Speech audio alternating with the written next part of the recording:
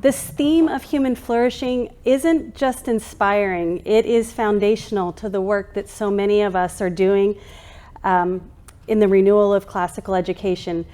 I've been encouraged by you. Thank you for coming up and sharing your journeys and your stories with me for so many of the conversations that I've had with those of you who are attending. It is really, I've used the word electrifying. It feels like electricity is in the air when I'm talking with you. It's so much fun to be at the beginning of something that's truly beautiful and exciting, and I get to witness it in all of your faces and stories. So thank you for sharing those stories with me as well. I want to connect some of my remarks this afternoon to the themes, some of the themes that were raised yesterday, and some of you weren't here with us on day one, but in many ways this talk sort of builds on some of the prior talks, and it's supposed to sort of set up a little bit of the conversation, the panel discussion that'll come after, I think, afternoon tea. Is that right? So Dr. Williams had asked us why in an age of abundant resources, why does embodied learning still matter? And how essential is it for us to see ourselves living and modeling classical education beyond the walls of the classroom? Let's see over here. All right, he reminded us of Newman's insight that wisdom is often best caught in the detail, colors, tone, and air of those in whom it already lives. We must, as Newman put it, come to the teacher of wisdom to learn wisdom, he said. And in light of this, Dr. Williams urged us to cultivate communities that foster what he called a faculty of friends. Both Dr. Perrin, Christopher Perrin, and Brian Williams also pressed the point that a good teacher must be a person of good character. Chris added that some of the best teachers are, in fact, the best students, those who never stop learning. And at the same time, we remember that learning is not confined only to the embodied presence of those around us. We are also formed by the disembodied teachers and students of the past, whose voices still speak in their writings and enduring witnesses. Yesterday, Brian briefly introduced you to Anna Julia Cooper. She was born into slavery in North Carolina, and she was emancipated in 1863, and she pursued her education with extraordinary determination, eventually earning a doctorate from the Sorbonne in Paris. And her famous work, The Higher Education of Women, Cooper describes her studies as an opportunity to commune with Socrates about the gods he knew and to which she too could bear witness, and she delights in the majesty of Dante, the sweetness of Virgil, the simplicity of Homer, and the strength of Milton. Notice what she does here. She names her intellectual companions and later refers to them as her charmed circle of friends. These voices from antiquity did not merely furnish her with knowledge, they shaped how she thought, strengthened her arguments, and illuminated her own experience. As I have studied the liberal arts tradition, I see the need for cultivating both a faculty of friends and a charmed circle of friends. Building on Brian's talk, I want to encourage you to develop the embodied friendships that form us in community and the enduring friendships with the great minds of the past who continue to teach us how to think and speak and live. Let me briefly illuminate this with an idea you may already know. Maybe you don't. This is a little bit of a risk. I told Brian I was going to do this when I had dinner with him last night. Anybody out there ever heard of the 6 Degrees of Kevin Bacon, the game? Yes? Okay, sure, good. All right, so the claim is that anyone in Hollywood can trace a connection back to Kevin Bacon within 6 steps or fewer. You've heard this? Okay, so for example, Audrey Hepburn was in the movie Two for the Road with Albert Finney, and Albert Finney was in a movie, Aaron Brockovich, with Julia Roberts, and Julia Roberts was in Flatliners with Kevin Bacon, right? Okay. And here's another one, Queen Bee herself, Beyonce. She was in the movie Dreamgirls with Jamie Foxx. Jamie Foxx was in Collateral with Tom Cruise, and Tom Cruise and Kevin Bacon were both in A Few Good Men. Yes? Okay. So full disclosure, I didn't make any of those connections on my own. ChatGPT gave me all of that because I don't know movie history all that well. But I'm about to knock your socks off. I can get to Aristotle in less than 5. Okay? I can. Here we go. I have worked with Dr. Christopher Perrin for the last 26 years, and as I mentioned yesterday, he has been a mentor to me for that time. He wrote his dissertation on G.K. Chesterton, and when you've devoted years of study to someone's life and work, that person belongs in your charmed circle, for sure. Chesterton, in turn, wrote the authoritative biography on Thomas Aquinas, and Aquinas, as you know, is among the master students of Aristotle. So it's impressive, isn't it? No, yes, thank you. I need some applause now. But here it is. It's because of my relationship with Dr. Perrin, right? One of the faculty of friends that has been developed over a quarter of a century. I have come to know Chesterton, and through my study of Chesterton has introduced me more closely to Aquinas, and Aquinas's insights have given me an even fuller and richer experience to understand Aristotle and who are the beneficiaries of my 5 degrees of Aristotle. Every teacher and student who uses our logic textbooks, The Art of Argument, The Discovery of Deduction that I talked about yesterday, neither of which was produced in isolation, but those texts invite a new generation of students and teachers into that same charmed circle of friends. So before I go on, I want to ask you, how do you get to Aristotle? How do you get to Dante? What is your charmed circle? What faculty of friends do you have? And I'm going to kind of introduce you to a little bit of this tradition because this is part of what it means to pass along the tradition. The liberal arts tradition is a living tapestry. Its richness develops when more threads are woven in, and believe it or not, you are all now part of this tradition. So today I want to do 2 things.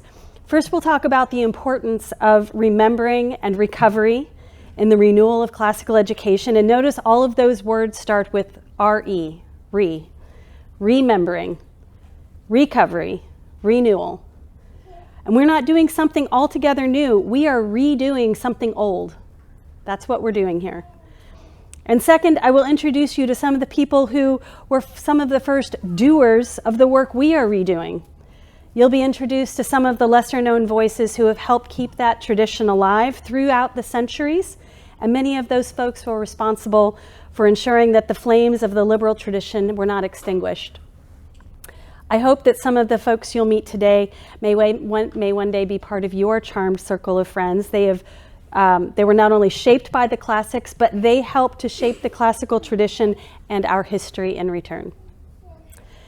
If you are an educator or an academic here today, someone who wants to see the flames of the liberal arts tradition endure in your community and classrooms, you have something to learn from master students who are also master teachers, perhaps, as Chris said. And I'll introduce you to some of those forgotten voices. I hope you'll see the deeper riches of the entire tradition. Doing so will allow you to benefit from a fuller context of the work of not only the great men that you've probably heard of, but an ability to see maybe the tradition even more fully. You already know this. Our modern society has suffered a loss of collective memory.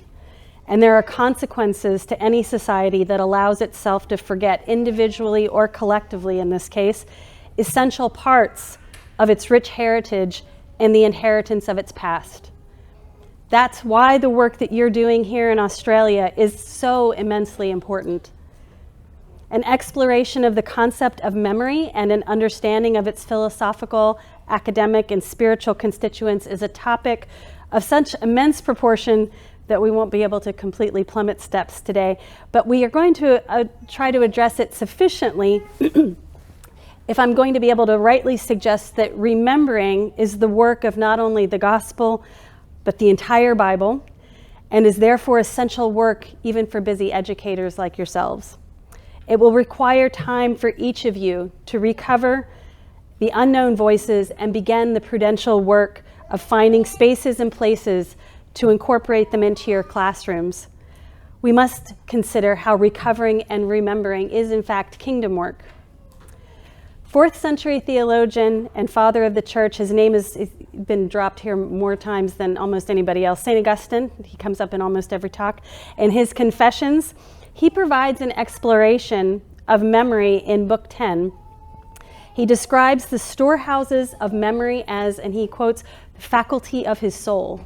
The storehouses of memory are the faculty of my soul, he writes.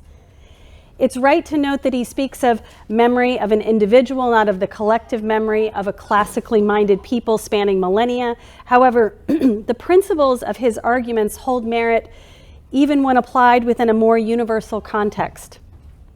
Consider the act of remembering, as he describes in Book 10. The principles he expresses seem to beg for sort of a broader application. He writes, "Thus forgotten thoughts and information must have been in my mind even before I learned them, though they were not in my memory. Then where were they? Or how did it come that when I heard them spoken, I recognized them and said, 'It is so true'?" You've had that experience as you've come encountered with the classical education and the liberal arts, and you immediately responded with, "That is so true," right? There's something inside of you that knew that that was right. Unless they were in my memory already, but so far back, thrust away, as it were, in such remote access that unless they had been drawn forth by some other man's teaching, I might perhaps never have managed to think them at all. In short, the liberal arts tradition we seek to recover is so far back and thrust away in remote places that it does require a drawing forth by some other man's teaching to enable us as a community of educators to think those thoughts again. He writes, what is forgetfulness except the absence of memory? Contemporary historian, philosopher, author, and professor at the University of Virginia, Robert Wilkin, perhaps inspired by Augustine's argument, explicitly discusses the importance and the necessity of reviving a collective memory, particularly as it pertains to work in academia. In his book, Remembering the Christian Past, Wilkins writes, "Without memory, the language of scholarship is impoverished, barren, lifeless, a tottering scaffold of secondary creations in which words refer only to words." When we consider the culture in which we live in today, calling for a facade of hollow justice, insisting on curating values instead of virtues in the lives of our students, suggesting that love can originate outside of the one who created it, we see what happens to a society that utilizes a language whose meaning has been hollowed out. We run a similar risk when we allow ourselves to forget those who have peopled the Western tradition. A community that abdicates its responsibility to practice the habits of remembrance will be a community eventually forgotten. If we are to talk of recovering the classical Mediterranean tradition of the Greeks, the Romans, the Africans, and the Christians, we cannot be content to exclude some of the forgotten voices, the teachers, the lesser known, the women, who have fostered and sustained the communities which produced the men and the works we have come to prize. When we do this, when we thin out the contextual realities and leave holes in its rich tapestry that help shape the lives and works of the contributors and have already recovered both men and women, we must guard against allowing the dark amnesia of obscurity to rob us of the collective memory which is ours and from which our schools and students would both benefit. Beyond the emptiness of language that results from a loss of memory also comes the false narratives that are allowed to evolve and take shape in the absence of a corrective context. Without a more complete knowledge of our past, we all suffer from a distorted picture of the tradition and pass that on to our students. These incomplete and inaccurate narratives often supplant the truth of our collective story, becoming axiomatic and contributing to future erroneous conclusions about the origins and the nature of our heritage, a corrective I'm hopefully going to help address in a session today.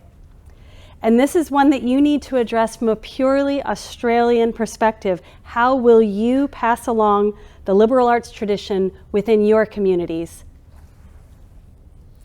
Wilkins highlights this concern when he writes, "Cut off from the collective memory, it is easy for scholars to construct an entire framework of interpretation that has no relation to actual human experience or aspirations. we need to be reminded that scholarship cannot exist in isolation from the communities, your history, that are the bearers of these traditions. And though those who transmit and practice the things we study have no say, indeed no stake in the interpretations we offer, this then becomes our objective, to help further the restoration process of the tapestry, the tattered textile of the tradition. We have lots of metaphors for what education is. Peter this morning reminded us that we can often think about education as gardening, agricultural. It's interesting, I think, to also further consider the metaphor of tapestry or textile as it relates to the contributory works that we seek to recover from within the tradition. The etymological and linguistic link between textile and texts comes from Latin. The weaving, mending, repairing of textiles has long been associated with the work of women. So I'm going to introduce you to some master students. Most were not scholars in the formal sense. They were lay people. They were people who studied deeply, internalized what they learned, and turned back to offer it to their communities. Is that you? Are you a lay person in this? I am. Someone who has studied deeply, internalized what you've learned, and want to turn around and offer it back to your communities? These are women who have done that. When we talk about the history of education, especially in the liberal arts tradition, it is often the educators unknown, uncelebrated, uncanonized who have quietly sustained civilization. In many cases, their names and faces have long been forgotten. We rarely read their words, but these teachers, often novices themselves, sustained the tradition and kept the flame of liberal education burning throughout the centuries. And so as I turn now to focus the talk on these master students, I invite you to consider with me these educators who did the work that we are doing, but centuries before. What can we learn from them? In the world of education, scholars often spend their time analyzing the great books, the canonical thinkers, and with good reason. Our students only have so many years in school, so many hours in the day, so many books that they can read, and so many ideas that they can engage, and it makes sense that much of their intellectual diet would come from the major voices in the tradition. Most of them you're familiar with.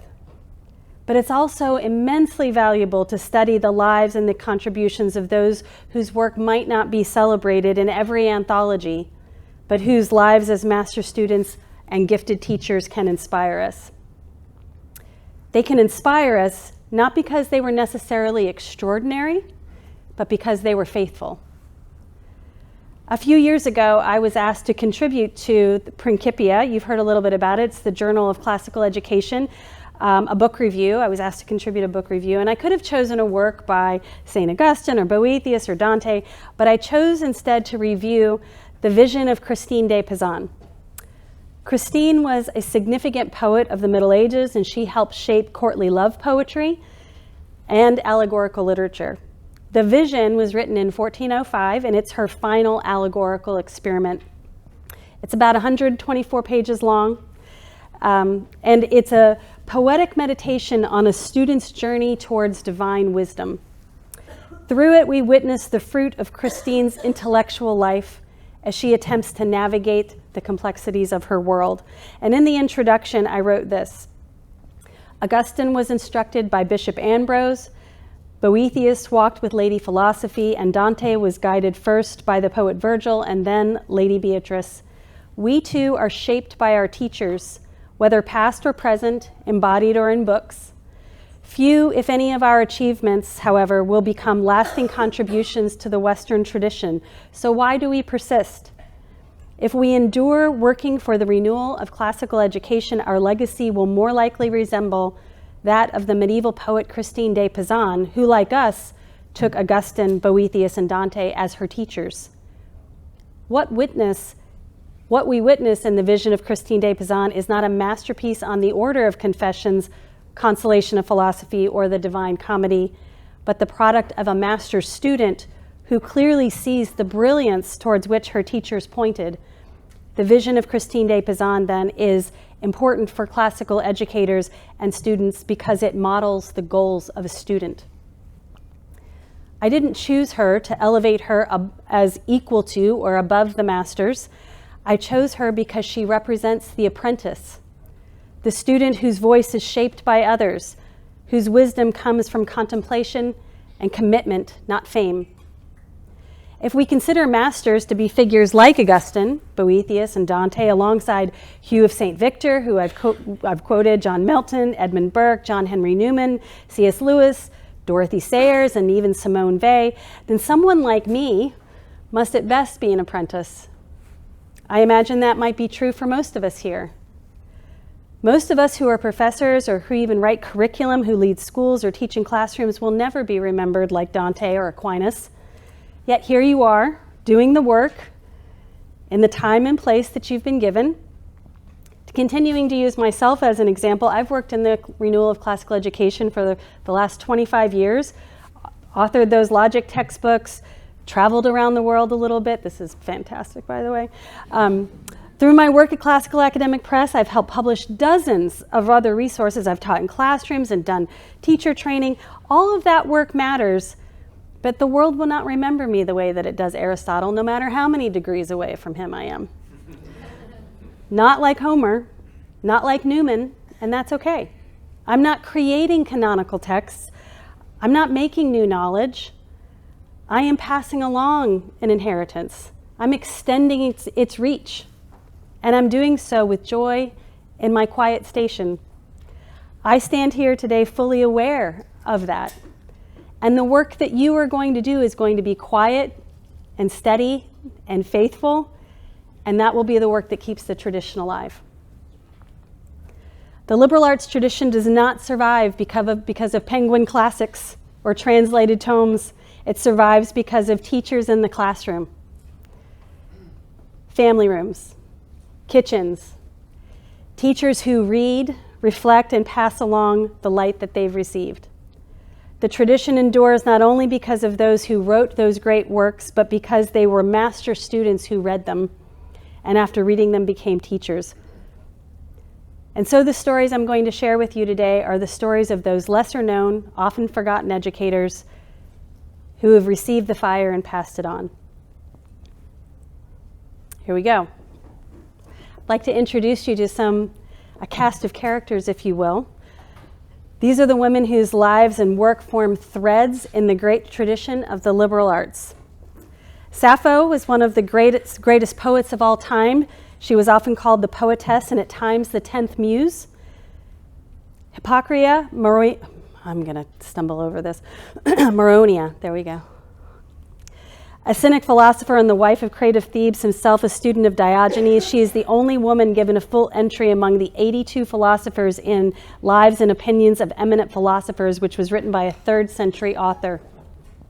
Perpetua is a Tunisian Christian martyr whose prison diary inspired none other than St. Augustine. Her voice, clear, brave, and educated, gives form and meaning to suffering in a way that few ancient writings do. Macrina the Younger, she's the older sister to Basil the Great and Gregory of Nyssa. She influenced her brothers and the Cappadocian fathers. Through her, the early church gained a profound theological voice. Hypatia was a Neoplatonist philosopher, astronomer, and mathematician from Alexandria. She taught both men and women in the sciences and the humanities. Hilda of Whitby, an abbess who mentored 5 bishops, recognized the talent of Caedmon, the earliest known English poet, and she hosted the pivotal Synod of Whitby. Hugelberg is the first known English woman to write a full-length literary work and the only woman to author a saint's life during the Carolingian period.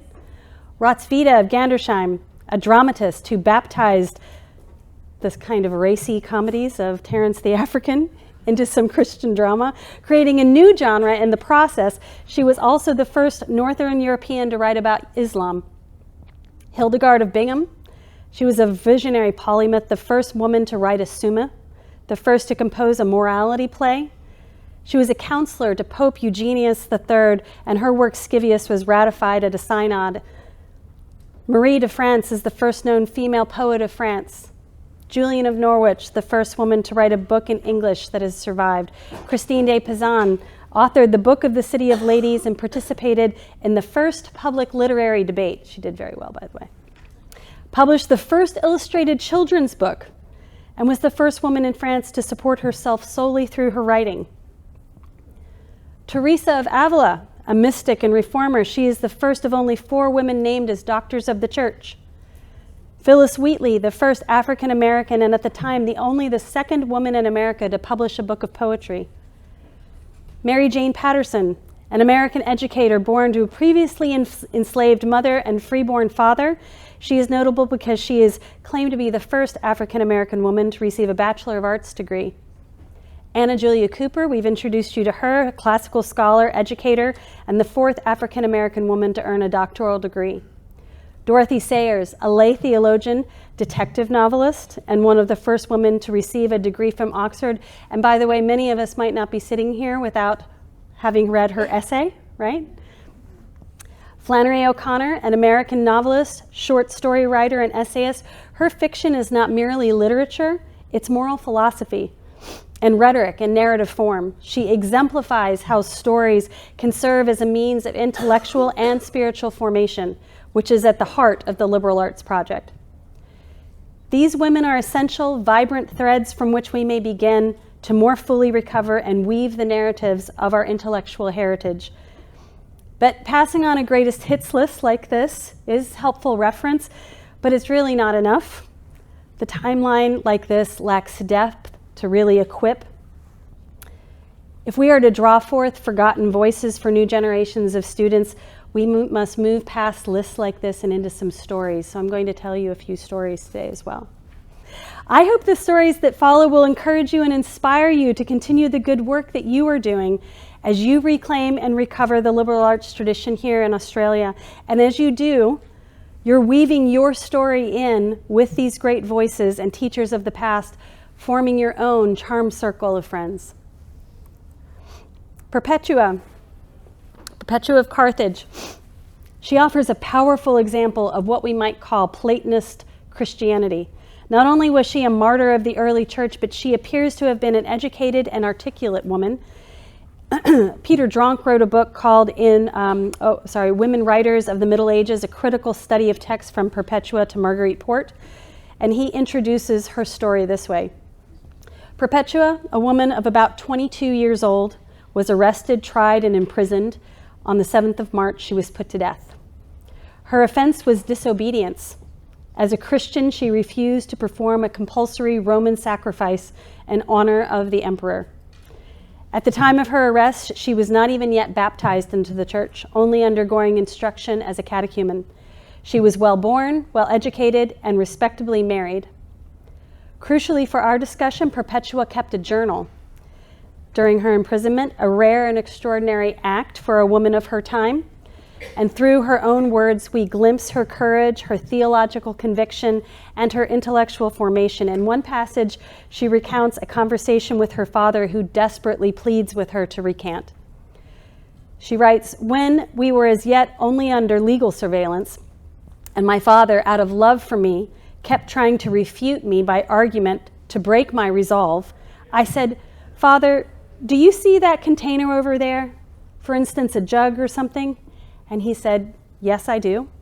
And I said to him, 'It can't be called anything other than it is, can it?' And he said, 'No.'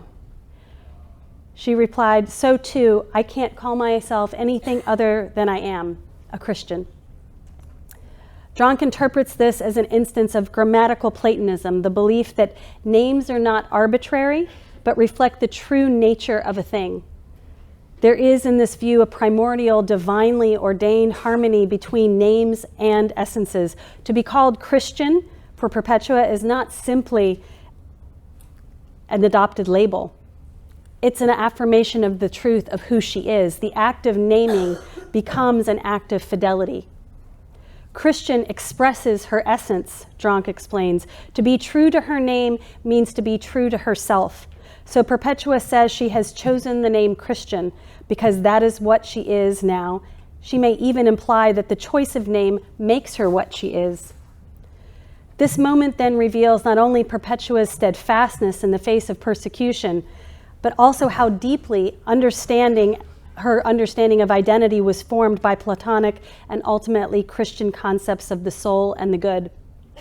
And consider this, that fellow North African, St. Augustine, perhaps the most towering voice of the early church, was so moved by Perpetua and her fellow martyr Felicity that he dedicated 3 sermons to their story. These homilies, Dronk notes, are flamboyant, heavily ornamented showpieces full of rhymes, anaphora, rhetorical questions, and wordplay. Now, whether Augustine used more literary flourish for these saints than for others is not really the point. Dr. Williams probably say he was fairly ornamented most of the time. But what matters is that he found their witness worthy of elevation and imitation.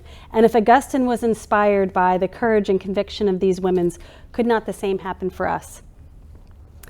If we are seeking figures who exemplify what it means to be shaped by the tradition and then to shape others through it, Perpetua stands among them. She was not merely a martyr, she was a master student, learning, witnessing, writing, and leaving behind a voice that still echoes today. Among her many contributions to the liberal arts tradition, Hildegard of Bingen's study of music stands out as a remarkable integration of Augustine and Platonist thought. She is, in my estimation, one of the most understudied masterminds of the medieval world. And Dronk once observed that there is scarcely a field which she did not bring. Her individual contribution, and music was one of those fields. In her seminal work, Scivias, Hildegard explores the dynamic relationship between the microcosm of the finite human world and the macrocosm, the infinite divine realm. And she articulates a worldview in which harmony, reflected most powerfully through music, reveals a cosmic order rooted in a divine design. Hildegard's musical philosophy is explicitly Platonic and Augustinian.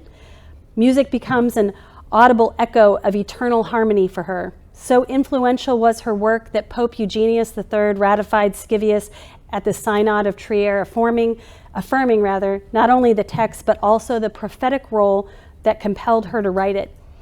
Hildegard's scholar Barbara Newman goes so far as to say that if Hildegard had been a man, Scivias would have undoubtedly be considered one of the great early medieval summas, on par with Hugh of St. Victor or even Aquinas.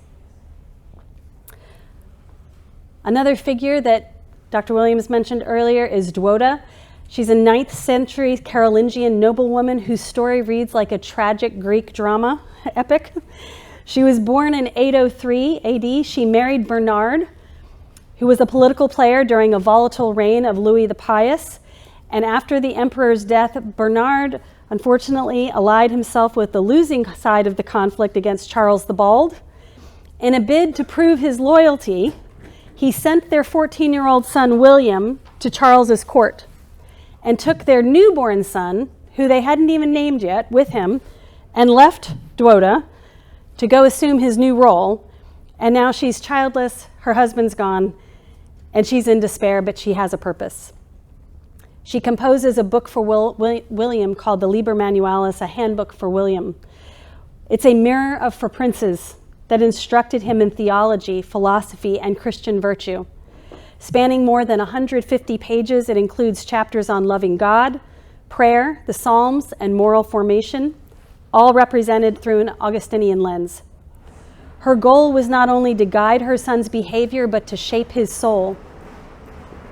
Whatever you choose to get to know, she writes, you will also find there a mirror in which, beyond doubt, you can examine the condition of your soul. Historian Patricia Rampf affirms Duoda's formidable intellect, noting that her deep familiarity with scripture and the works of Ovid, Augustine, Gregory the Great, Alcuin, and Isidore of Seville, among others. Duoda was likely the first woman to write A Mirror for Princes, but she was not the last. 6 centuries later, Christine de Pizan would continue the genre with the Book of Body Politic, the first political treatise authored by a woman. Unlike Duoda, Christine was commissioned to write her book, and her audience extended beyond a son to include nobles and commoners alike. Though separated by centuries, Duoda and Christine are linked by genre and vision. Duoda's focus is deeply Christian and personal, while Christine's soon to be recognized as the first female humanist of the French Renaissance. She expands the field to include civic life and universal ethics. After addressing the main purpose of her handbook, one scholar writes, Christine extends her platform to speak on the manner of life of knights, nobles, and then the universality of all people. Their shared intellectual lineage becomes clearer when we consider another mutual reference point. They both had a connection to Dante. As Liber Manualis progresses, Duoda wrestles with the tension between secular and divine authority, and it's a question that Dante would take up 500 years later in his book, Monarchia. Dronk notes that Duoda's position anticipates the radical close of his argument. Christine's connection to Dante is more direct. In her work, The Path of Long Study, which is a fantastic story, if you ever have a chance to read it, she embarks on essentially a Dantean journey of her own. She's not guided by Virgil, but instead by Lady Longstudy and Lady Diligence. The work is a sweeping allegory infused with classical and Christian references from Virgil and Ovid to Aristotle and Boethius and Scripture. Her guide, the Sibyl, takes her from, and imagine this, these are places that she's probably never been and could not look up online, but she includes Mount Helicon to Constantinople, Jerusalem, Golgotha, Greater India, and beyond, ultimately leading her to a celestial vision of imagination and astronomy. It's a literary pilgrimage, and it would be a worthy companion to any unit on Dante. In literature, few figures have left such an original mark on any genre as Hrotsvita of Gandersheim. A 10th century canonist and a dramatist, she intentionally reworked those racy comedies from Terence the African into a more Christian dramas. Ramp tells us that her education included Jerome, Bede, Virgil, Lucian, Boethius, and the Vulgate, and possibly Donatus. She wasn't Christianizing classical literature to medieval ends. She was creating an altogether new form of literature, the Christian epic. Her ability to baptize classical forms while remaining rooted in their rhetorical traditions makes her a model of synthesis, and she weaves the past into something new, borrowing imagery from Boethius to connect with the philosophical legacy of Rome while forging new narrative paths. Each of these women engaged the tradition not from outside of it, but from within it, building their charmed circle of friends. Their work shows us how they forged pathways for integrating their studies into curriculum. This is what master students do. They pass along the essential threads from their intellectual inheritance and pass it on to their students. And this, again, is what you are doing. This is what I am doing. Learning from them gives the greatest gift, to see a portrait of a good student and a good teacher as evidence in their work. Reclaiming our stories is that artistry of weaving. And as we sit with the master students, learning from their stories, seeing the bounty of God's goodness, mercy, and wisdom poured out on the epistle of their lives, by His grace we bear witness to the teachings of the one true master. And that's the beauty of recovering this tradition. This is a rich inheritance that should be and can be offered to everyone. And that includes students with learning differences, a student population that we haven't discussed much this weekend, but deserves to be considered as you reclaim, recover, renew, and rediscover the best of the liberal arts tradition. As you build your faculty of friends and your charmed circle of friends, you are undoing the fugue associated with the dismembering of our story. And we take a step closer to God's future kingdom, a fully redeemed creation. Thank you.